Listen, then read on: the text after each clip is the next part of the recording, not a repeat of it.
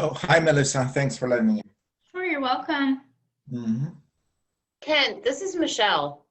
Oh, okay. Are Ken, are you here on behalf of Stratix?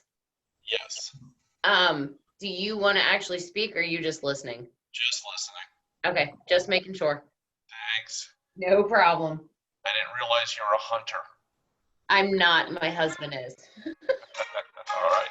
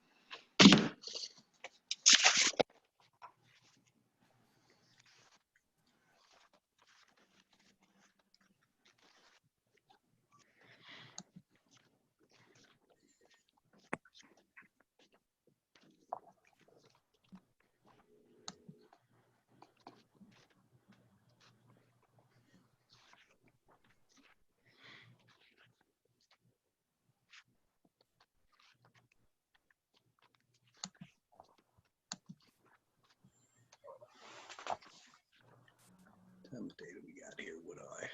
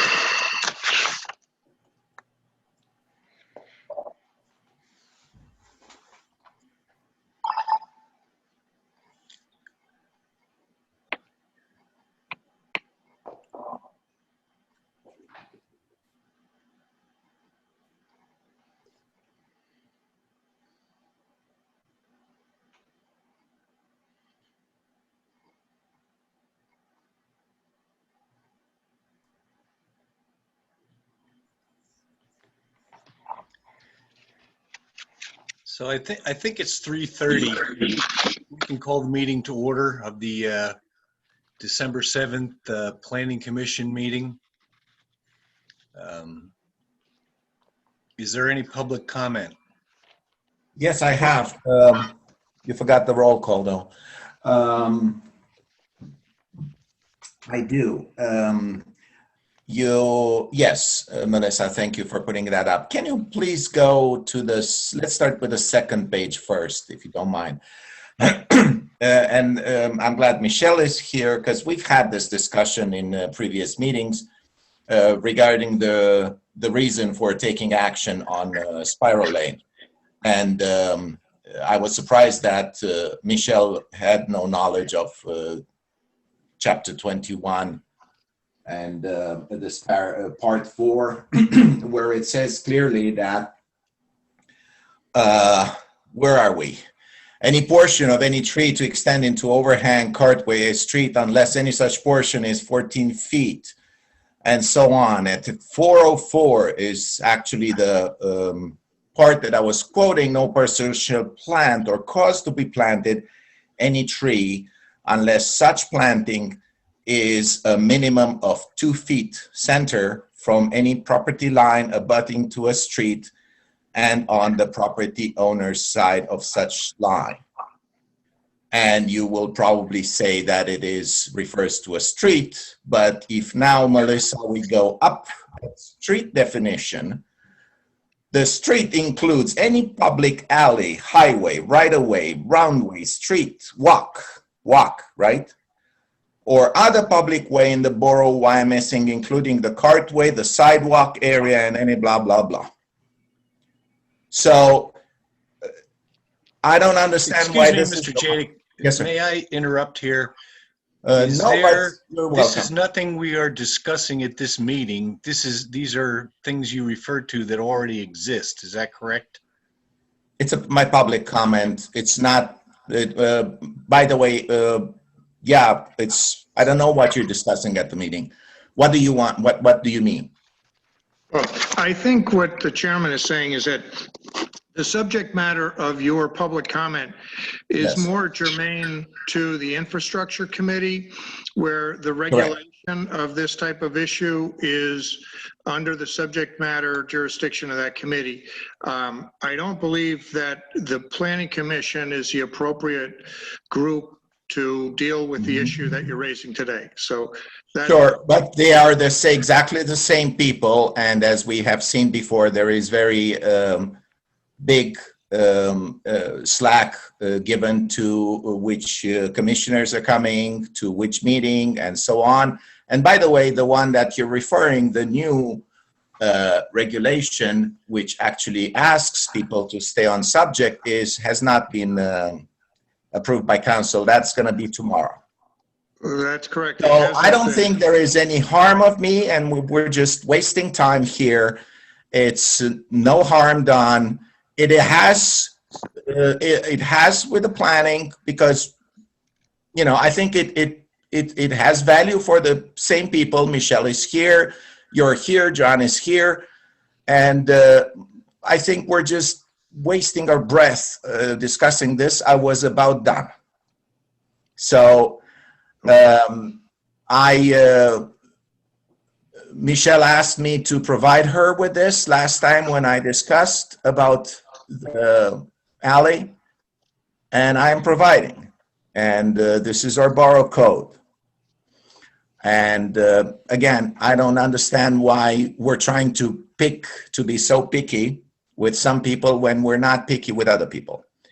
But I don't necessarily know what you mean by that. We have been very picky with you for years. So perhaps the Yes. proper, venue for this or forum for this is at the council meeting tomorrow. Yeah, and are you going to be there? You're the same people. And the thing was for Michelle and for the planning commission too. I don't understand why we have to make such a big deal of it. We're just wasting time. We had a conversation that didn't produce anything. I just owed Michelle this information, and most of you people in this meeting. Well, this That's is a all there is. committee of the borough, and many of whom won't be at the meeting tomorrow night. But, it seems to me your specialty is wasting time. So, No, sir, I have my 5 minutes as a public comment, and you're interrupting me. I think if you had let me finish, it would have been just fine. I'm not hurting anybody. You're just creating a problem when there is no problem. well, I think that's what you're doing. No, sir. I am respectfully showing you the code and showing Michelle the code. I am using my public comment time of 5 minutes, and again, we're just having an argument here when we could have been done long time by now. Am I correct? I think all you could have done is to listen and be done and be nice, sir, because that's why we have you there. I've been listening for years. Okay, and nothing- what do you mean? You nothing mean we can this do is can nonsense? placate you. Excuse me? Nothing we do can placate you. Nothing. Which is good, which just says something about me. And that's fine, I'm okay with that. I don't want to be placated, and you should not placate the public. And again, this conversation has nothing to do with planning, but yet you are having it. No, you are having it. No, sir, you started it. About placating, I never said anything about placating. Well, I think we just should- had something to do which probably could be considered related to planning commission if you wanted to be nice, and I was done. Well, I think we should No, move on. that's fine. You- It's you can okay, take don't it up worry about it. tomorrow. No, sir, I'm not going to waste my time at council for this. This is something that our borough employees and Michelle and the administration should know and should not waste our time to show them the rules that they're supposed to cover. Your inaction is waste of our time and our taxpayer money, because these rules right here, black on white, are not enforced. Are not enforced. This is black on white. When you talk about waste of taxpayer money, Yes, you're sir. the biggest waste of You are taxpayer wasting money in the You borough. have said you have sent craft services who has said there is no code violation. They're completely useless. We're paying them for-profit money. This is a company that we're paying money to, and they have no clue about the borough code. That is a waste of taxpayer money, sir. Well, I think it's time for us to move on. Yes, I agree. Thank you. I think we could have been done by now, but you wanted to make a big argument and try to have a boxing fight with me here, so I don't think it's happy I appropriate delivered, for sir. us to have Have a a nice dialogue day. when there's none necessary at this meeting. So let's move on. What's, The how first item on about, the, I don't know who wants to comment on this, the final land development plan for 200 North Park Road. Michelle, you want to run with that? sure. So the planning commission may recall a few months ago, you had granted conditional final plan approval for the Stratix land development plan at 200 North Park Road.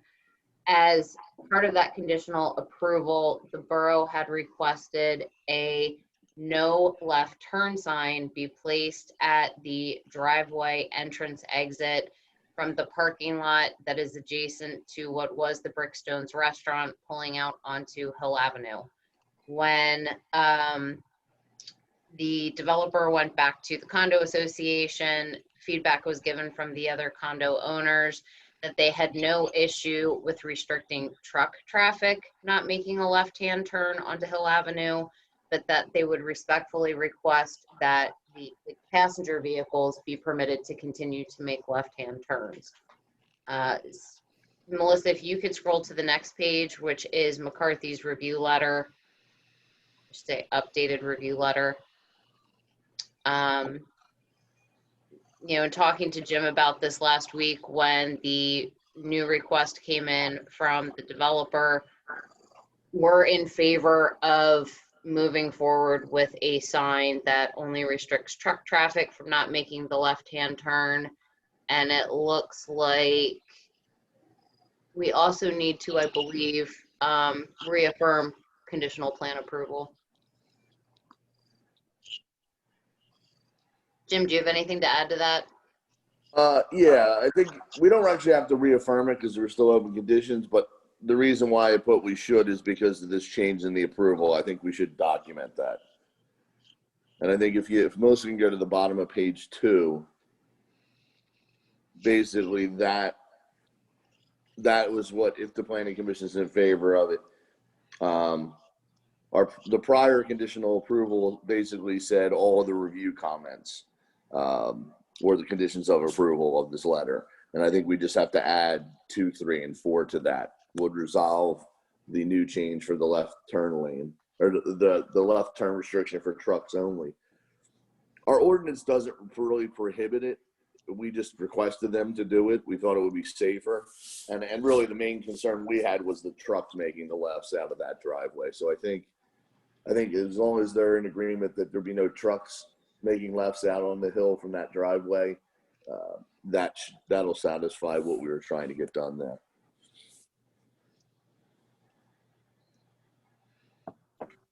John, do we need a motion? Yes, there should be a motion. I'll make that motion. Is there a second? Second. Motion and a second. Any further discussion? All in favor? Aye. Aye. Aye. I'm going to Opposed? abstain from this because I wasn't involved in the original approval. So I prefer to abstain from this at this time. It's fine. The minutes can reflect that you abstained, Scott. Thanks. Yeah, thank you. Okay, guess we can move on to the zoning overlay. Okay. A revised version of the draft overlay ordinance has been shared with the members of the Planning Commission, and the revisions come from 2 different sources. One is a response to a lengthy comment letter that we received from Berks County Planning Commission on the prior draft. And Michelle and Jim McCarthy and I went through those and came up with what we think are appropriate responses to the comments from Berks County Planning Commission.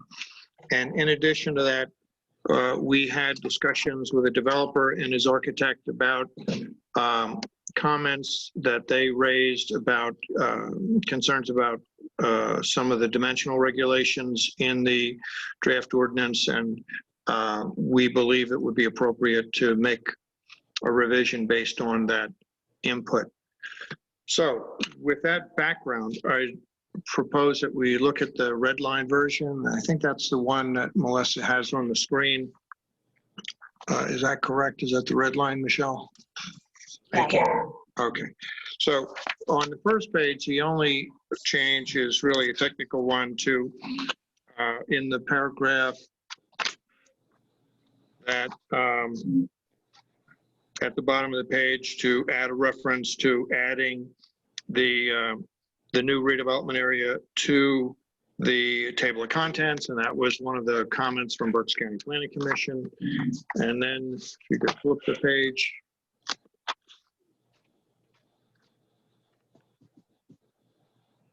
Go another page. Thank you. All right, you see in paragraph 6, that's another technical revision to make a reference to the new zoning map being Exhibit A to the ordinance. Now, please go to the next page. Thank you, Melissa. Now we're in the permitted uses section, and here there are more specific changes that I think we need to discuss. One is that Berks County Planning Commission was concerned that we have some regulation about what happens with a corner property in a redevelopment area where structured parking is located. So what Michelle and Jim and I came up with is the language, the first piece of language that's in red. If a multi-story structure, which includes structured parking, is constructed on a corner lot, at least 50% of the frontage on both streets must be office, retail, professional services, or restaurant use, and the structured parking access must be at least 50 feet from the intersection. Then there's another sentence that deals with corner lots on Penn Avenue. And that sentence says, in addition, if a multi-story structure, which includes structured parking, is constructed on a corner lot along Penn Avenue, all structured parking access shall be located on the non-Penn Avenue frontage. So both of those regulations are intended to ensure that with a mixed-use structure, that it doesn't just look like a parking garage, that we have, in fact, frontage of it, a majority of the frontage on both streets on a corner lot have to have something other than parking garage appearance. And furthermore, that the parking garage entrance be at least 50 feet from the intersection at a corner lot. And then finally, to the extent that a portion of our number 1 redevelopment area is on Penn Avenue, that the entrance to the structured parking would not be on the Penn Avenue frontage. Are there any questions or comments about that piece of the revision? Okay, I don't see any indication of that. All right, then the next revision, also within the permitted use regulations for redevelopment area 1, was again from Berks County Planning Commission, asking that there be some standard for the conditional use concept that we have built into that ordinance. And what that means is, as drafted, the main type of use we're looking for is a mixed use type of use, and that would allow residential above commercial or retail. But if a property owner or developer wants to do an exclusively residential building, they can seek permission to do that by way of a conditional use application to the Borough Council. The Berks County Planning Commission wanted us to have some standard for the granting of that conditional use. So the language you see in that paragraph reads as follows: the standard for approval of the conditional use shall be substantial evidence that the property can't be developed economically as a mixed-use project based on a written report including a current market analysis, which shall be submitted with the conditional use application. All right, so that's to give some guidance to the Borough Council on review of an application to have an exclusively residential development as part of this overlay regulation. And then the last sentence in that paragraph is also new, and that is to indicate that accessory uses to the above principal uses shall also be permitted by right. And that again was in response to Berks County Planning Commission suggesting that we have something in the ordinance to address the permissibility of accessory uses, which I agree with as a technical feature. Okay. Then at the bottom of that page, we have some revisions to redevelopment area 2 permitted uses, and that is identical to the provisions in redevelopment area 1, except there's no sentence about a corner lot on Penn Avenue, because redevelopment area 2 is not along Penn Avenue, so we don't need to address Penn Avenue. So this language only addresses corner lots and requiring a majority of office, retail, professional services, or restaurant use on the street level on both frontages, and that the structured parking access be at least 50 feet from the intersection for a corner lot development, and also allowing accessory uses to principal uses by right. Then on the next page, we have some revisions. Let's see, I think you're at the right page, I think. You're a page ahead. Go back one page, Melissa. Okay, that's it. Yep. Okay, this is revisions to redevelopment area 3 uses permitted by right. So one of the comments, and this is the area where the Inn at Reading is located, and where we were looking for the possibility of elder housing or a retirement community use on that particular property. And Berks County Planning Commission said, you know, you mentioned over 55 housing here, but you're also allowing just normal residential use. It's confusing to mention the 55 plus, and I agree. I think we take it out here in the use section. We don't need to refer to the 55 and over housing if we are allowing all types of apartment use in that district, in order to avoid that potential confusion. Because with apartment use being permitted, generally, a developer can choose to do 55 and over if they want to. But the place where we need to bring this back in is in the off-street parking. And that's later on in the ordinance, where we will continue to have two different standards for off-street parking, one for unrestricted apartment use and one for 55 and plus parking. And the 55 and over situation, there is less off-street parking required. But that's in another section. So anyway, in this section, in order to avoid confusion, we're just taking out the reference to 55 and over housing. Another comment from Berks County Planning Commission on the retirement community that's allowed in this redevelopment area was relating to the fact that we have retirement communities that are more on a low density scale, like over at the Highlands, and then there's another one at another location in the borough. I can't think of the name of it right now. But so we have retirement community uses, and it was suggested to us that we distinguish and define this type of retirement community that we're looking for in this area from the Highlands or other retirement communities. So what we came up with is a new term of urban-oriented retirement community. And that's what we're suggesting is the permitted use in redevelopment area 3, along with other things.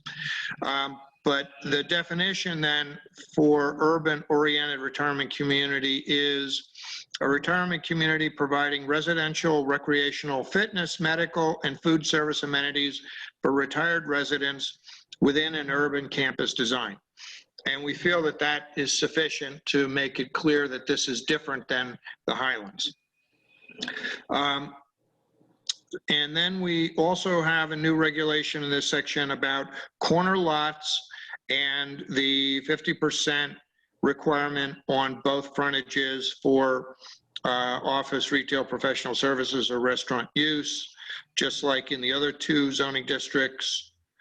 And then finally, again, as with the other section where we are allowing apartment use by itself, by conditional use, the standard for review of that conditional use is the same as in, and I guess what I was referring to was redevelopment area 1, where apartments are also allowed by themselves, that the standard would be substantial evidence that the property can't be developed economically as a mixed-use project based on a written report, including a current market analysis, which shall be submitted with the conditional use application. And then, as with the other two redevelopment areas, we're adding a sentence making it clear that accessory uses to principal uses are permitted by right. All right, that's the end of the changes to the use regulations. Chris, I have a question. Go ahead. Do we define anywhere what an urban campus design is? Or urban oriented? Well, just what I said. In that paragraph, there is a sentence where it says urban-oriented retirement community use, and that's in quotes, means a retirement community providing residential, recreational, fitness, medical, and food service amenities for retired residents within an urban campus design. Now, what we don't have, Scott, is an additional definition of urban campus design. So if you feel that that would be appropriate, that is something we could consider and develop some language for. Again, from a protection standpoint from the borough, I think it needs to have some clarification. Because I could come in with something and say it's an urban campus design, and it may not be what we're looking for. Okay, well, that's a worthy comment. We can certainly wrap something like that in. Again, our key concern, at least the starting point, was to make it clear that this is not the Highlands. But we can certainly add some guidance to that. And I think what it's really based on is the density that is built into the dimensional regulations for all of the designs that are compatible with the overlay district regulations. So I guess in a way, I feel that those density regulations are what makes this urban. But we can certainly clarify that, Scott. Okay. And I think that might be where I go with it, is if I add a sentence or two defining urban campus design, it's going to make reference to the densities that are required to meet the dimensional regulations. Okay. So Chris, does this have to go back to the Berks County Planning Commission? It will need to go back to Berks County Planning Commission, yes. But, I wanted to get some guidance from this group before I sent it back to the county. So is the commission okay with the suggestions that Scott made there? Which I am. I think it's valuable information to put on there. If we're going through and clarifying these other terms, I think it makes sense to clarify all of the terms that we're trying to get after here.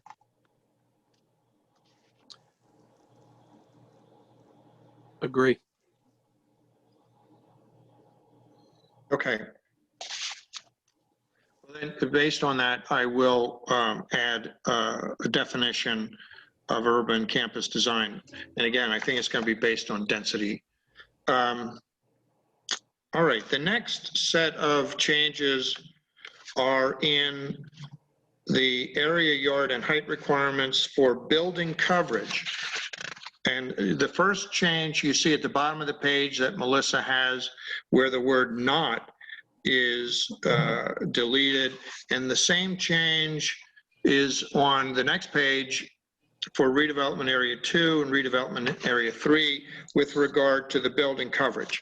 And this was based on our discussion with a developer who hopes to do a project in the borough and his architect about how this building coverage regulation would be applied to a practical situation with regard to a potential project. And specifically what their concern was is that we were excluding from the building coverage calculation any portion of the horizontal surface area which includes structured parking at any elevation of a building or structure on the lot. And the result of the original drafting of this language was that any portion of the horizontal surface area of the structured, which includes structured parking, had to be satisfied outside of that building coverage, which meant there was very little, if any, room to not have, that would not be included, or there's very little room when you have that area outside of the building coverage calculation. And in fact, it might be impossible to stay within 100% if you exclude the horizontal surface area of the structured parking. So what Jim and Michelle and I believe is that the way we originally drafted this language did not capture our intent, that we were excluding something that we intended to include. So I truly believe this was just an error in the drafting of this regulation. After reviewing it, we believe that our intent had been all along to allow the horizontal surface area of which includes structured parking at any elevation of the building or structure to be included in the calculation of building coverage, so that the remaining area of a lot could be used for things other than the structured parking. Jim, do you agree with what I just said, that we think it was just a correction of an error in the drafting? Yeah, because all along we'd always talked about the parking structure being an integral part of the building structure. So I think we just never caught that it was written that way. Right. So we appreciate the architect of that developer bringing that issue to our attention. And, I think this is where we've gotten a lot of value in the drafting of these regulations, by having people think about actual projects that could be built under these regulations, to make sure that we're not drafting something that is impractical or impossible to actually use as the basis for development. All right, then near the bottom of that page, behind the word building setback, this is in response to a comment from Berks County Planning Commission that they wanted clarification about whether this building setback only applied to certain yards or if it applied to all yards. And it was our intent in drafting this that these setbacks would apply to all the yards and not just front yard or backyard or something like that. So by adding the language in red, all yards, we are clarifying that the intent is that this building setback applies to all yards. All right, and then on the next page, I have a question on the building heights, just in that section as well. And it kind of spurred from our last month's meeting when they were talking about the one lot, and the developer was speaking about how the lot is graded in such a way that you couldn't connect the parking lot around the building. And it just kind of got me thinking about, when our intention with the height of the building, is that from the highest piece of the yard? Because in that area, if you're at the top portion of the yard they were speaking on, you'll have an 8-story building, but the back end against the residential, you'll look at an 8-story building plus a 2-story garage. You'll be looking at 10 stories on the back side of that building. Rick, I can answer that question. Michelle knows these regulations by heart. So in the case of a lot where the grade plane is not even across the entire lot, the grade plane average is taken, in which a measurement is taken at a point 6 feet out from the foundation on all 4 sides of the building. Those 4 numbers are added together, divided by 4, and then when I would look at the average height between the 4 sides of the building, added up together and divided by 4, it needs to come out to 100 or less. Okay.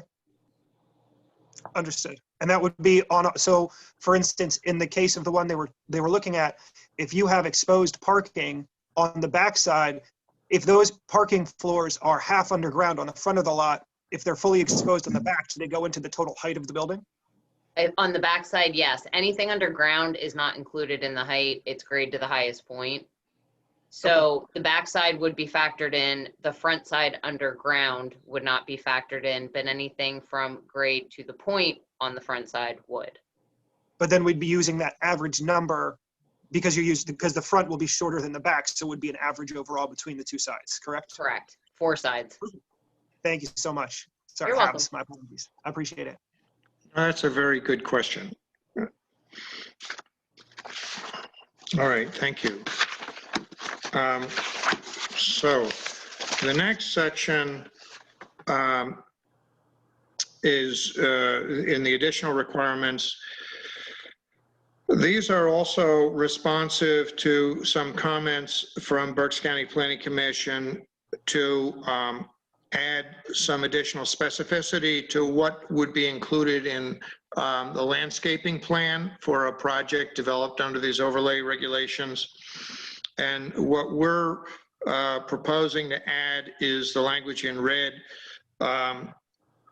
to address that comment. So The language in, well, let me start the whole sentence, and then the language in red is the new language. So what was there already is, such landscaping plan shall include the following: a 20-foot wide vegetative buffer adjacent to any single-family detached dwelling use or single-family semi-detached dwelling use, accessibility improvements, including but not limited to curb ramps. And then the new language is sidewalks from curb to building with trees planted in non-graded tree wells at 50-foot intervals, with benches centered between each pair of trees, and multimodal design features such as, but not limited to, pedestrian connectivity to adjoining properties, bus stop shelters, bicycle racks, bike share stations, and bike repair stations, as shall be required by the Wyomissing Borough Planning Commission.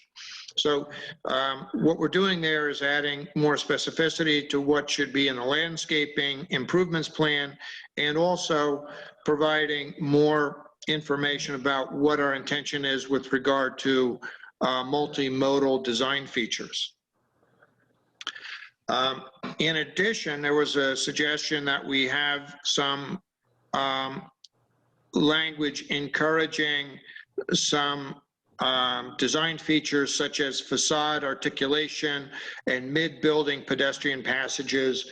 And all of that is, I think, for the purpose of making things more, having more variability in the appearance, so that it's just not a uniform block, and also that there be additional pedestrian access. So with that comment in mind, we added sentence 2 in that section, which reads, building treatments such as facade articulation are encouraged, and mid-building pedestrian passages are encouraged to be incorporated into the building design. So we felt we didn't want to dictate design too much, but we wanted to indicate that those features would be encouraged by the borough, because they would be beneficial if they can be incorporated into the design. Chris, Go ahead. one question. Sure. Where it says 20-foot wide vegetative buffer, do we have any other criteria for that buffer? Is it meant to be a screen? Is it meant to, minimum heights of the building or the planting materials, things like that? Do we have some standards in the SALDO? I mean, I think to the extent that there may be SALDO standards that would apply with regard to an actual development project, and I think that nothing that gets built under this ordinance can occur without a land development plan. Okay. So I don't know if Michelle or Jim can comment if the SALDO would provide additional guidance on the vegetative buffer. I actually believe it's in the zoning ordinance, the Is buffer criteria. Okay, so we refer back to that criteria then. Yeah. Yeah. Okay, that's fine then. To the extent other criteria exist in the zoning or the SALDO, they would be applicable. Okay.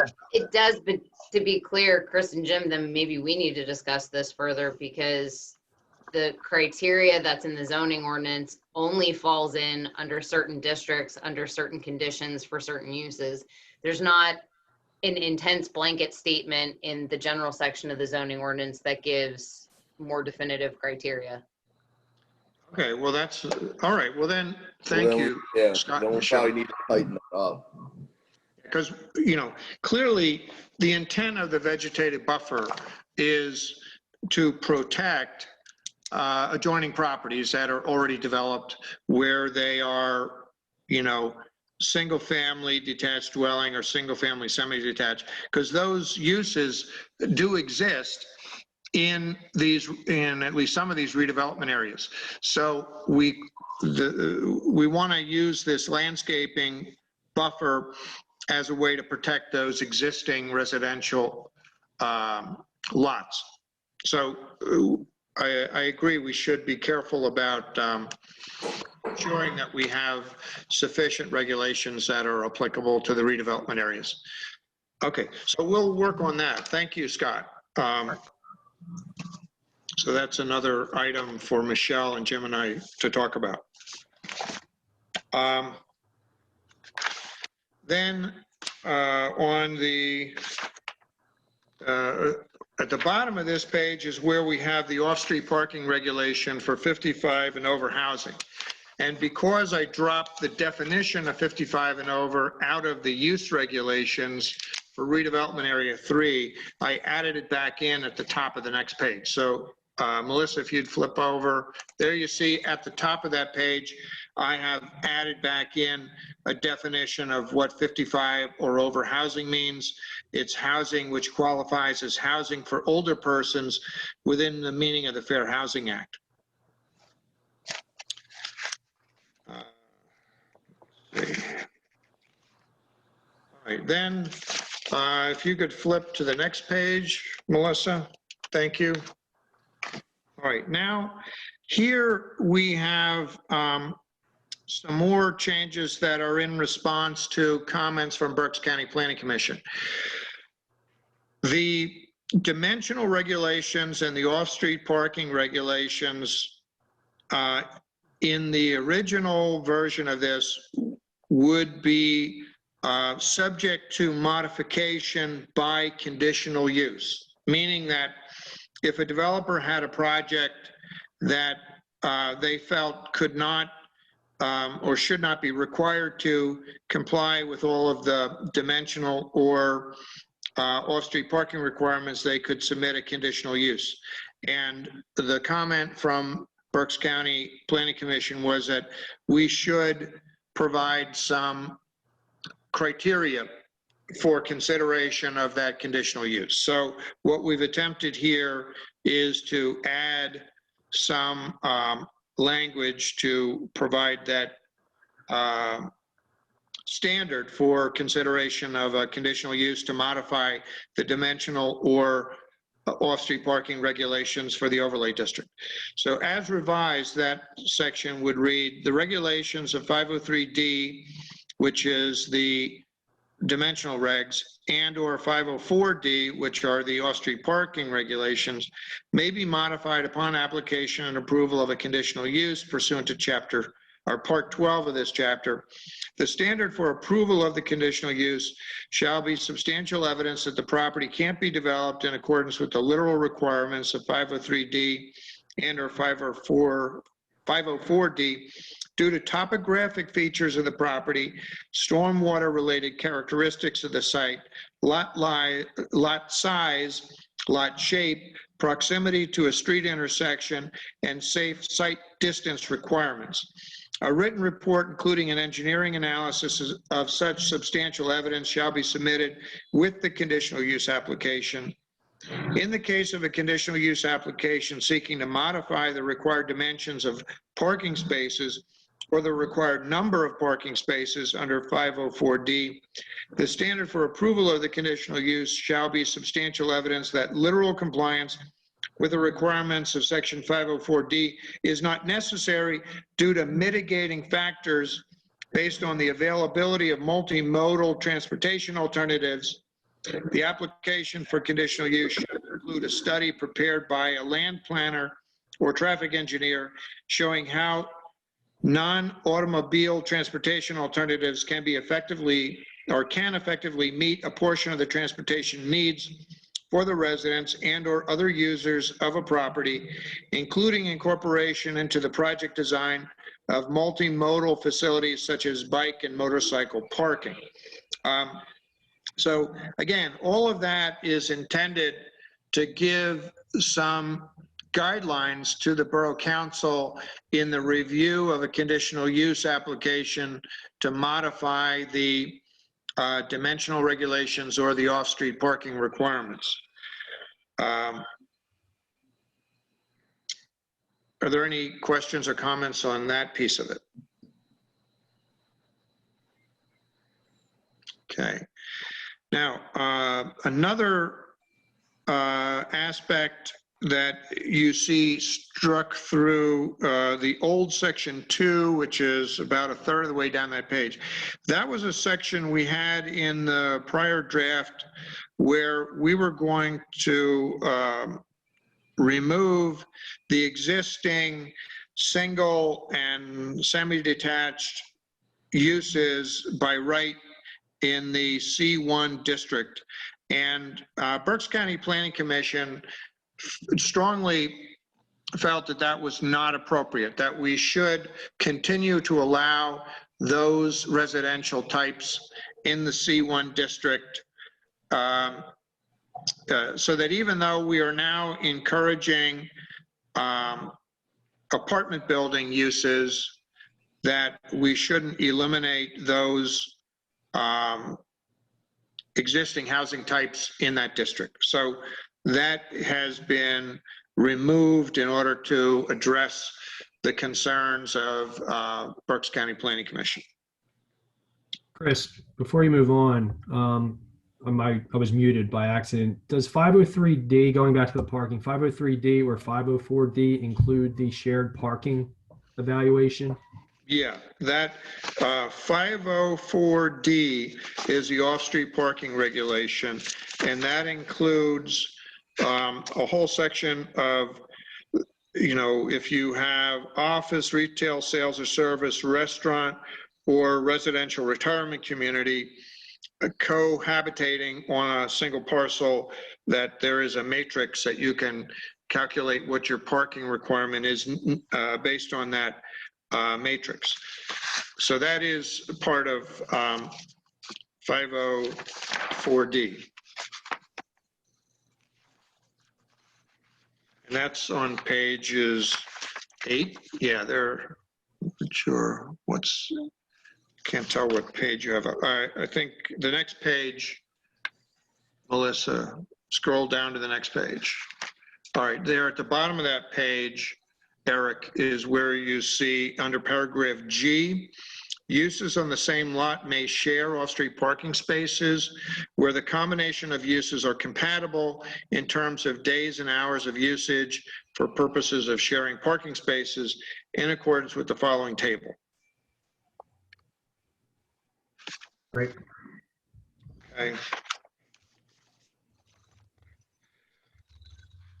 Let's see, the only other change near the bottom of page 9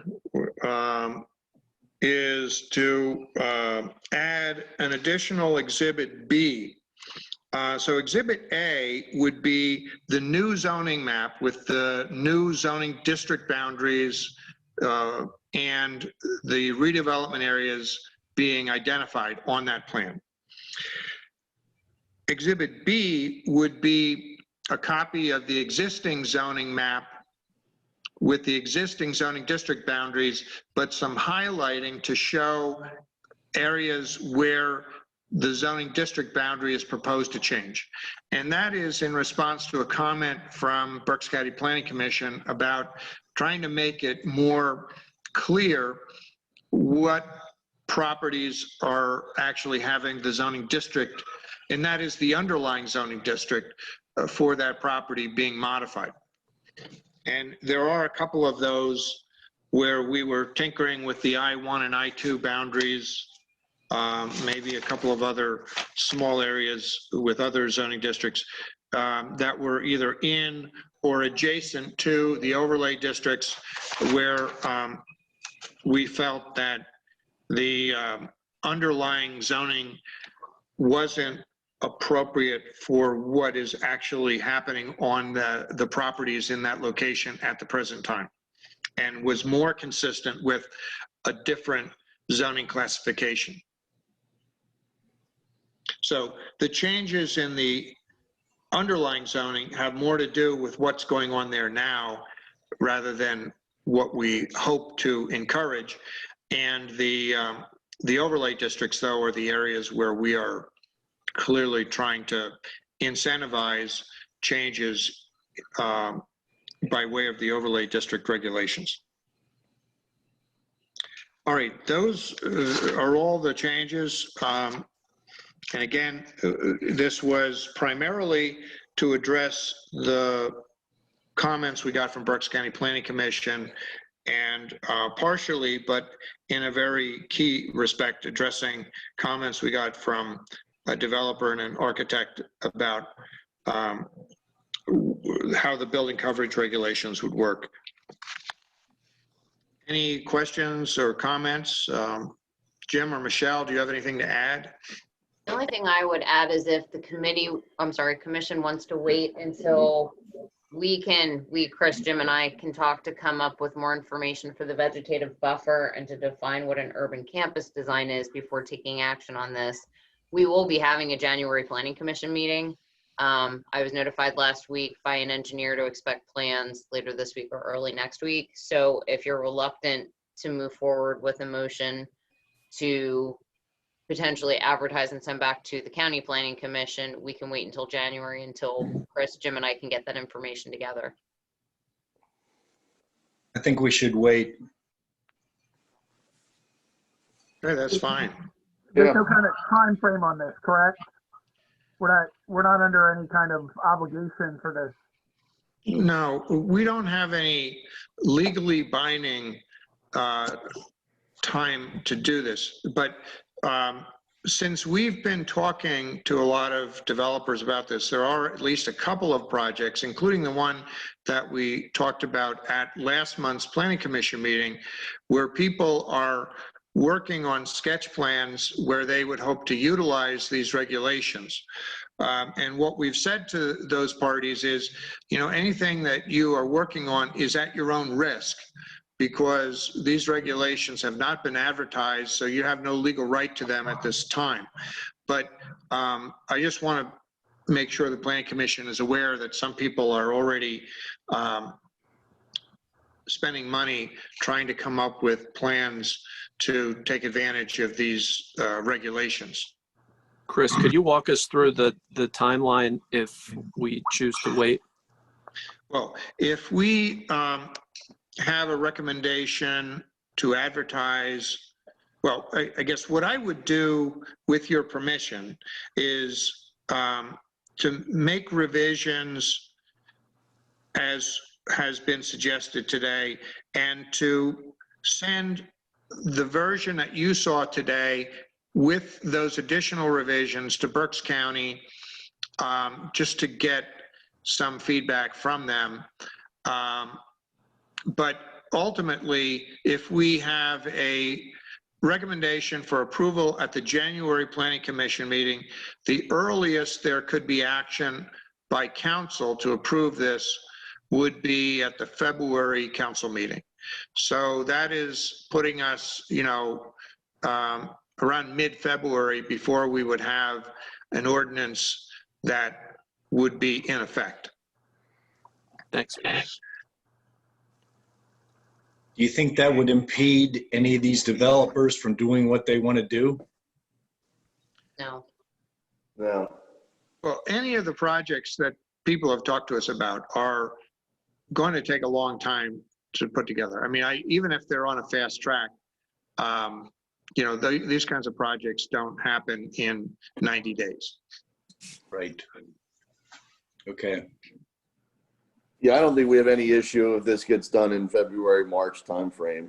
I think that's not going to impact anybody that's talked to us so far. Correct. And everyone I've talked to that I've been keeping up to date on the progress of this and potential adoption understands, we have to address the County Planning Commission comments. We have to take it through the appropriate channels at the borough with the Planning Commission and Council, and then we have to advertise as required by law before adoption. I think the more clarification we can provide up front in this, the less complications will be later on when there's an interpretation that needs to come up. Exactly. Yeah, you're right about that. Quite frankly, our delay in adopting this so far has worked to our benefit in that we've had more time to have back and forth dialogue with developers to iron out some of these issues like we talked about today. Good. Is there anything about this that we're giving up too much, that we should hold anything back? Again, this is where I kind of lack the knowledge of this a little bit. Are we being too generous in some of the things that we're giving up in these ordinances, since there's development talk otherwise? It all depends on how you look at it, Rick. You know, the goal that we've talked about is to have, first of all, to provide some incentive for apartment-style housing, but we've wanted to prioritize mixed use rather than just straight apartment use. And, you know, in order to have, you know, I think everyone feels this live, work, play community goal is something that we want to try to encourage. We also want to have a certain higher level of density because, you know, there is not an unlimited amount of real estate available in the borough. And so, especially with these redevelopment projects, we want to try to get as much bang for our buck as possible in terms of creating density, while at the same time, you know, trying to have that mixed use aspect so that there's a street life below these, you know, buildings that we're trying to encourage. And then the key to making the higher density work is the structured parking.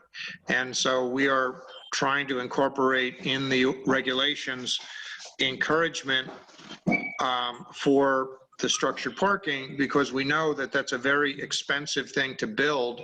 And in order to get the density, we need to have the structured parking. So are we giving something away in order to get that? I think we're allowing people to have a greater density of development, but that is really what we're trying to encourage. So I don't know that we're, you know, again, it depends on how you look at it. And there is a requirement for, you know, rec fees in this regulation. And so the intent there is to make sure that with these additional units, that there will be funds required to be paid by developers, regardless of any on-site amenities that they might include in their project, to support community recreation facilities. So, you know, that's a way in which we are trying to use this new development to support, you know, attractive, desirable communities. So again, I think if we want to go further, and I know John had brought this up, which is the reason why we did this, was the borough had engaged the planning consultant to do the plans and needs analysis of this area, specifically around the DUCOM school. And the resounding result of that study was we needed more housing in this vicinity of the redevelopment areas we're looking at. So I've kind of been looking at this ordinance as kind of the second step after that planning study to identify our needs and goals. Is this kind of the first step to start implementing those goals? Yeah, that's correct. That I think that was the direct trigger for us to looking at these zoning regulations. And, you know, the areas that we're identifying as redevelopment areas are areas that the strategic plan looked at as far as potential redevelopment locations.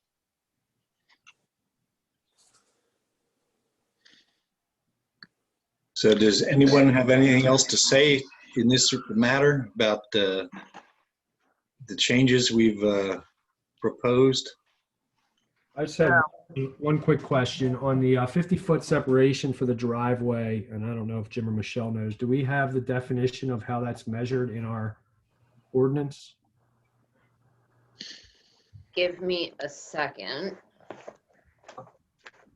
You're talking about the for the entrance to the parking access. Yes.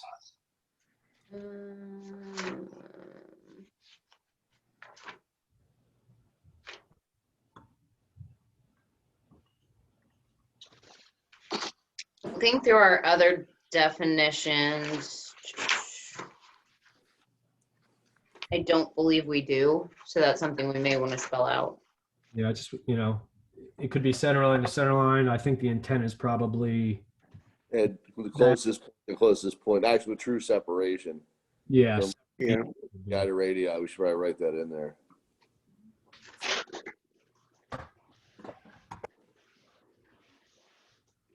Basically PC to PC of the driveway should be 50 feet apart. Yeah, 50-foot tangent section or whatever you, Right. you would define it.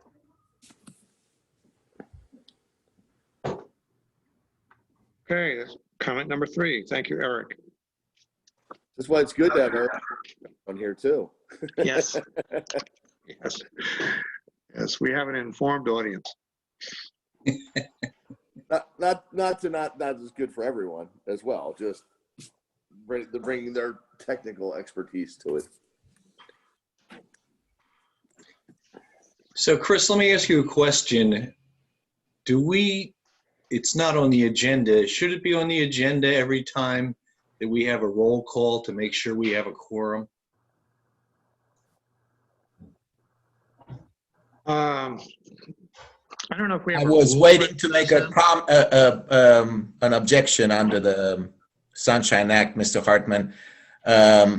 Yes, there was no roll call, and I asked you, Mr. President, to do that, but you ignored me. You were more focused on other things. But since you mentioned this, there was a vote before, and if I well remember, there was one abstain, which would make that vote not pass. Because based on my calculation, there's 7 members and only 4 are present. Okay, is that accurate? I haven't attempted to do that. Based on the list that's on the website, there's 7 people, and I just made a list here, and only 4 are here. I thought we had 5 planning commission members on the call. Melissa, can you help me with that? Sure, I'm just looking here.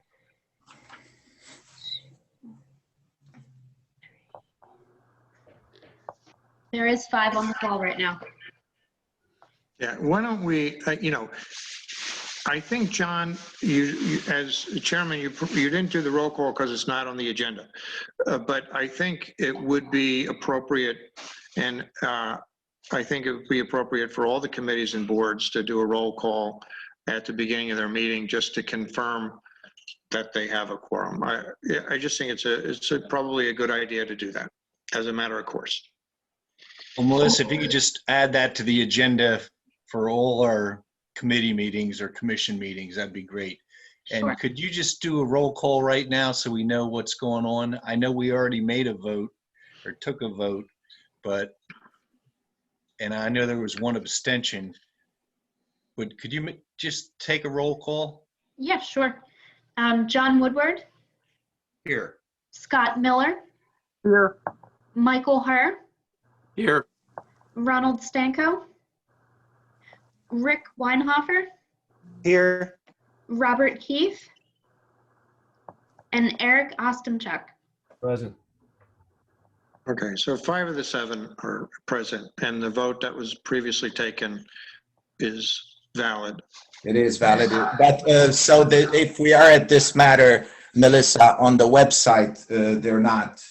Mr. Miller is not listed. Okay.